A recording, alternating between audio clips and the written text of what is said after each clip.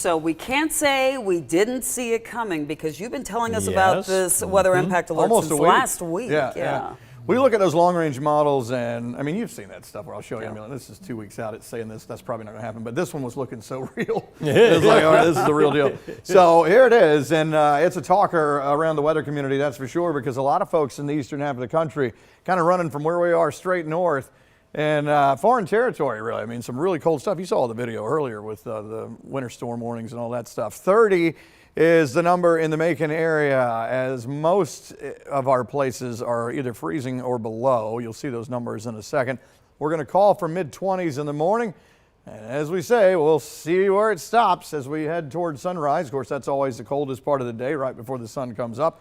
So that would tell us our number to see if we were close to 25, 30, 31, 32, but you can still see some 33s and 34s on the board. Again, this is how far we're down from this time last night. It's not, I mean, still, these are big numbers, but not as drastic as what we saw earlier today in the afternoon. It was a huge change because really it was toward tomorrow night when we were starting to drop. So we saw a 36-degree drop in 24 hours this afternoon. A little bit of a wind gust. Milledgeville, for some reason lately, always shows a wind gust of some sort, so not sure if that's really happening. But anyway, so still a potential for maybe 10, 12, maybe 15-mile-an-hour gusts, but not like the 35 to 40 we saw today. But enough out there that the wind chill is showing off. I mean, we're seeing what it feels like in many spots in the 20s. Again, with the radar, just zooming in, these little bitty patches right here.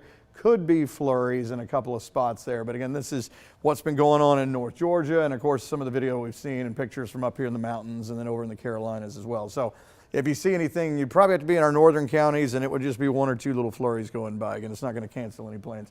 So let's take a look at tomorrow. Sunshine, blue sky, but that sunshine's not going to do a whole lot for us. We're still looking at low 50s tomorrow, so still a cool day. This will take us into Wednesday where we are sunshine but warmer at this point. So starting to climb more upper 60s and then 70s as we get into Thursday. Let's go long range. We won't tarry here very long just to show you Thursday looks good. Friday, great. If you have outdoor plans this weekend, let them rip.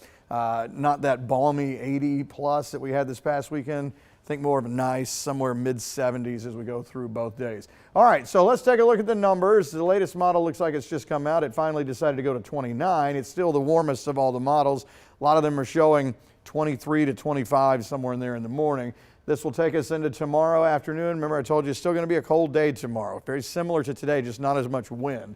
And then as we head into Wednesday morning, finally the graph going cooler. It was showing more like 36, 37, now saying 34. So we're going to say around 32, and we may end up with some numbers that are on either side of that, really. We'll have to just wait and see. Tomorrow morning will tell us a lot. If we end up going underneath that 25, then probably a good chance we'll go underneath that 32 on Wednesday morning. So 50s tomorrow if we can get to 50.